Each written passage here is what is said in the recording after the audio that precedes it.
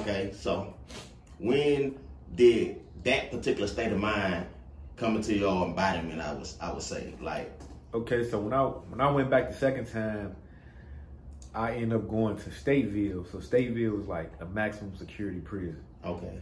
And it's like 24/7 lockdown. So I did 10 months there. So I was in like solitary for like 6 of the 10 months. I was by myself in a cell, no windows. What is the feeling of something like that, bro? Like to me, 1 minute, like 30 minutes would feel like 1 minute to me, bro. Like I probably would have died, my nigga. Yeah. Like what is the mentality of that, bro? You got to be strong for some shit like that. Yeah, that's what made me really start, like, I had to face myself. And, you know what I'm saying? I couldn't run away from my thoughts. So at first I was pointing the finger at everybody, like, if my mother would have worked, we wouldn't have been in the hood. If my old man, you know what I'm saying? Like, all these different things. Like, if my rapping didn't stop, I wouldn't be here. Like, all that was going on. First I was pointing the finger at everybody. Then, like, the longer I was in that cell, you know, as the days was going on, it was just like, nah, my nigga, you put yourself in here. Like, you knew that was wrong when you went and did it. You knew how much the case carried and everything. Like, I weighed all that stuff out in my head. So it was like, I started asking myself, like, damn, wow, like, why is it okay for me to ride around with pistols and still be gangbang? Like, I had to ask myself in my mind, like, why is this okay for you to do that? So I say that first 10 months of that second case is when I got my mind together.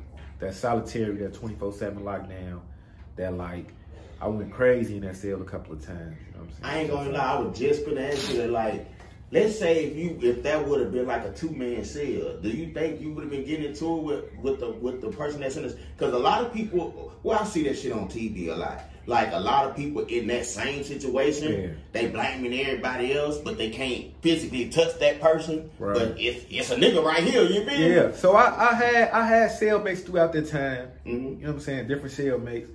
But you know, for me it was just like I just had to be real with myself, you feel me? I just started, like, I had to tell myself, like, either you gonna make this a lifestyle or you gonna get yourself together. You know what I'm saying? And I was like, I need to get myself together. So my girlfriend at the time had, like, we weren't on good terms, so I broke up with her. And then, like, I just stopped talking to everybody and just, like, got inside my head. Yo, gang member cliques? All my family, friends, you know what I'm saying? Everybody.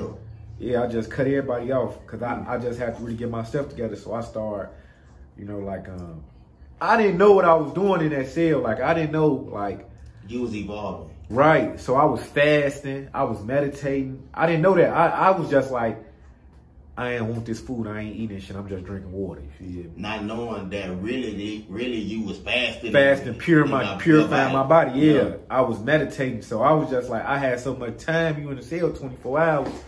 You can't sleep. You can only sleep about 12, you know what I'm saying? Yeah. Top, you know, after daylight, you ain't gonna be able. It's only so much you sleep you could do, you know what I'm saying? Yeah, so, like, it was like I had time and I started, like, meditating, like, just spiritually just going to different places in my mind, started going back in my past, pinpointing times when I first started gangbanging, when I first started doing it.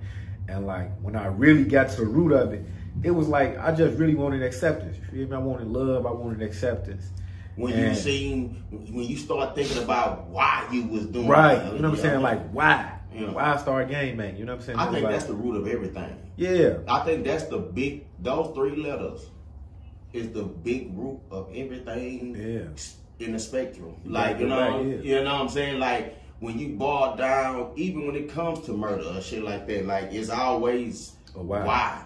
Why? You know what I'm saying? Some spark that, something. Yeah, it's always a why, like cause effect type shit. Right. Okay, so boom.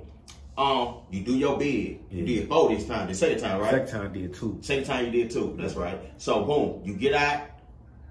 You had cut everybody out. Yeah. You get out now. What you do then? So I came home. This was 5 years ago, 2015.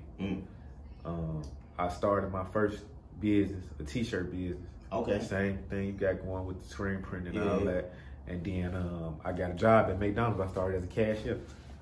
And then... Was that your first job? Because we talked this while. I never heard you say nothing about a job. I had a job in high school. I got 5 for stealing. Yeah. Because you was still in the game. Yeah, you know what I'm saying? It was like, I was there for about a month. Yeah. And got 5 for stealing. So now, with the new mentality, you done evolved to a whole new person. Yeah. You working, what was that like? I liked it. I liked it though, because it was like, for the first time in my life, I was really making something for myself, like legit, legally. You know what I'm saying? You got to look over your shoulder. Yeah, so I felt accomplished. I felt, like proud, and I was getting a lot of hours. You free. Yeah, and I was able to do me. I was able to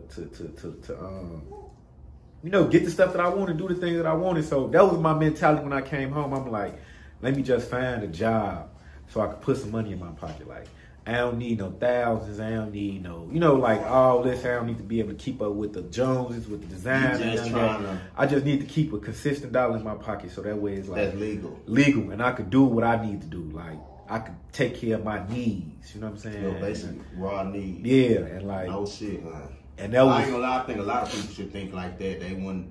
It wouldn't be so much violence out here, man. No, yeah. So, you know what I'm saying? And I did that, and it was just. So I did that for about a year, and I got fired. Okay, so that was 5 years ago. So when did the music come into play? I'm guessing 3 years after that?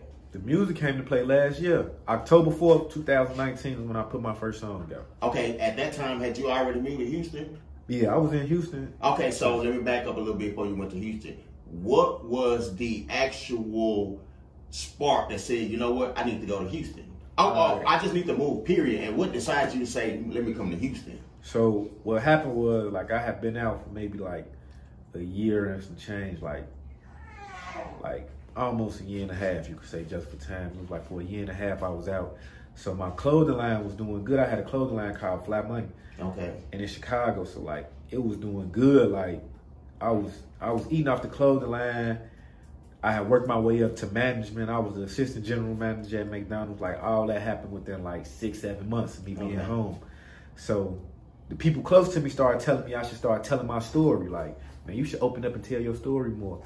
So I started doing public speaking, started doing motivational speaking. I ain't gonna lie, bro. That's the #1 fear in America. Yeah. Every man. I know it is. A nigga can shoot you, but he can't stand up and talk in front of people. You know what I'm saying? That's how I found that it was a gift. And I was naturally good at it because I wasn't scared to do it. Yeah. I ain't gonna lie, that's the number one. You can look it up. That's Google. I did. Yeah, it's the #1 fear in America. Yeah. Public speaking. So once I did it, I went to college, and the professor told me, this your first time ever speaking? Yeah. And I'm yeah. He you should think about doing this for a living. And I'm yeah. He you a natural. So I'm all right, I ain't gonna, Did it spark something then, or did you just took it for face value? Now it sparked something then. Okay. I ain't never looked back. No shit. Okay, so when did you get into the okay, I'm kind of taking too fast. Okay, so when did you say that I need to move? So that's what I was getting to. So I had got the business started doing good where I was making more money from my business than I was making at work. So I didn't want to be at work no more. Everything got to make sense, my nigga. Yeah. It don't make sense to be working somewhere. Just to say you on somebody's payroll when you making. So I was making more on the business. So it was now I can't stay late. I can't come in and pick up no extra shift. I ain't coming early. You really don't want to go. I really don't want to go do my shift. Yeah. I really don't want to be here for this 8 hours. You know what I'm saying? So that started interfering with work. It was some politics going on. My GM asked for a raise. So instead of them giving her a raise, they had her train me to be the general manager. Get rid of her and then pay you. Pay less. Because that's part. That's business. That's business. So she saw that and was and fired me. Nah, you know what I'm saying? So I got fired. Yeah. I ain't gonna lie, bro. I never thought of that, bro. But that's a way to survive, though. Yeah. So she fired me like found, you know, like started nitpicking. And then she got me right up out of there. So, I ain't gonna lie, but it wasn't for you to stay there no way. No, but she really told me. Like to this day, me and her cool. Because she told me, she told me like, you don't need to get trapped in this restaurant. You feel me? Like she like you got a real dream. You know what I'm saying? And, like, I ain't gonna lie, bro. I'm 40-some years old. I never heard nobody say that. Yeah, like I never heard nobody be that genuine. You like when I say that, it's because normally the person that did get stuck at the comp is the person you work for, and they trying to keep you. Yeah, or downplay what you doing or some shit like that.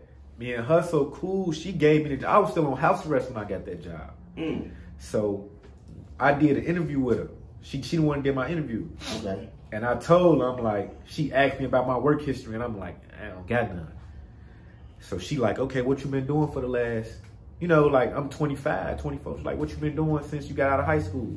And I just was honest, like, man, I just came home from prison 3 weeks ago.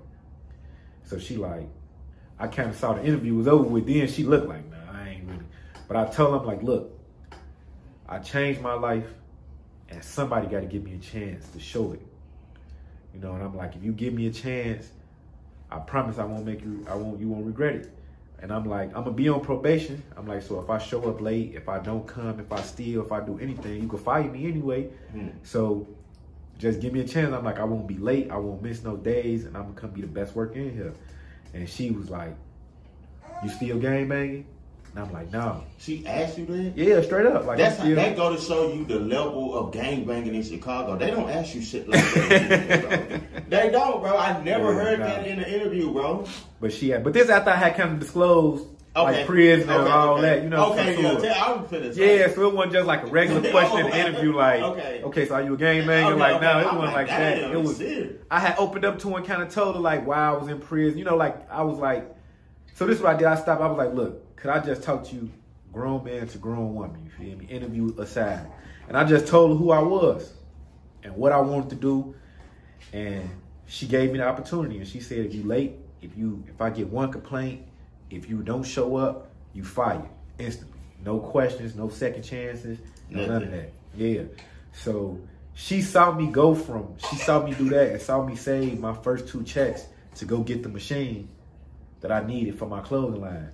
So she saw me start the business, and she saw like the business start to grow. Then she saw me working my way up management. Like she was there the whole time. She saw, so she saw like me get my first car. Like she saw all that stuff. So that kind of grew respect. She kind of grew the respect. Yeah. So when it was,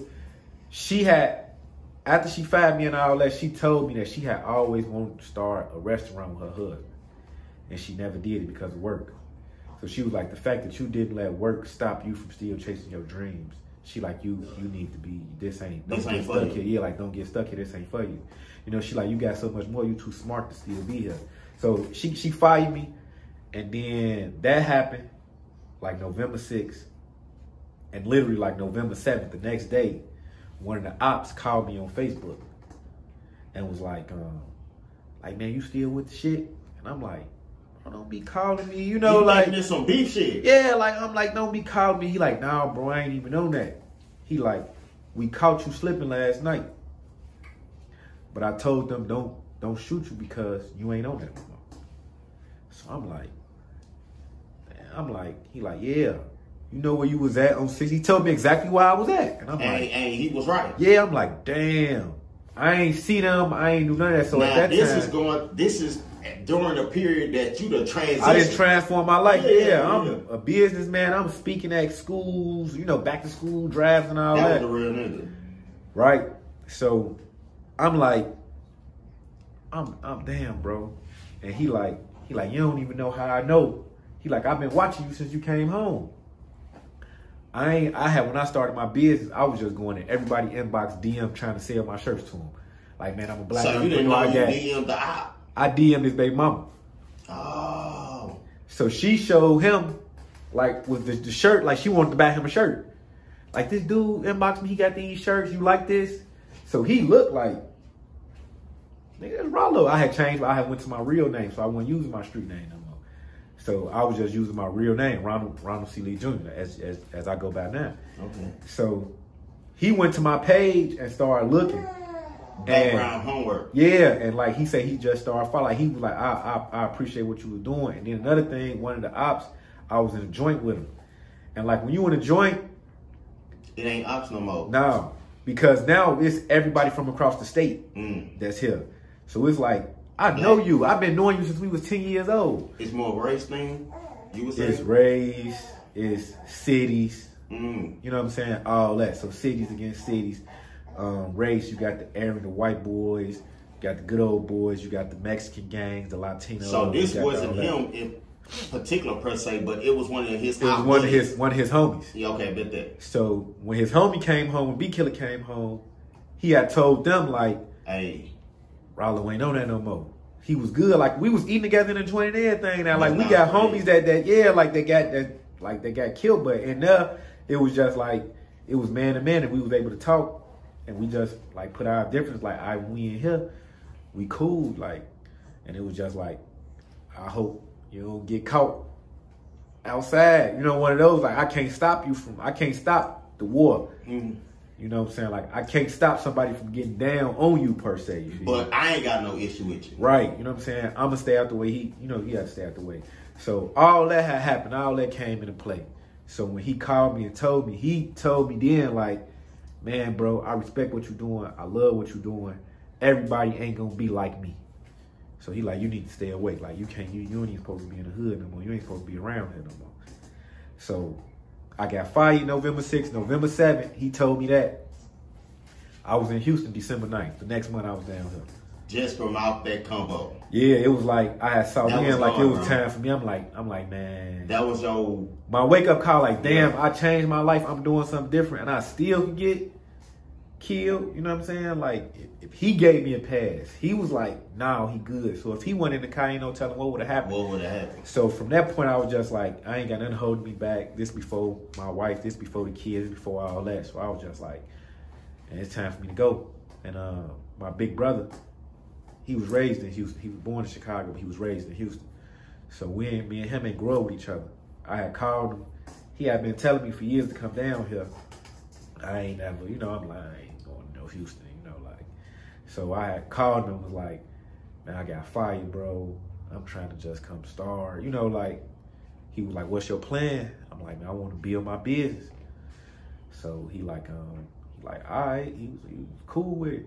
I came down here December 9th, 2016.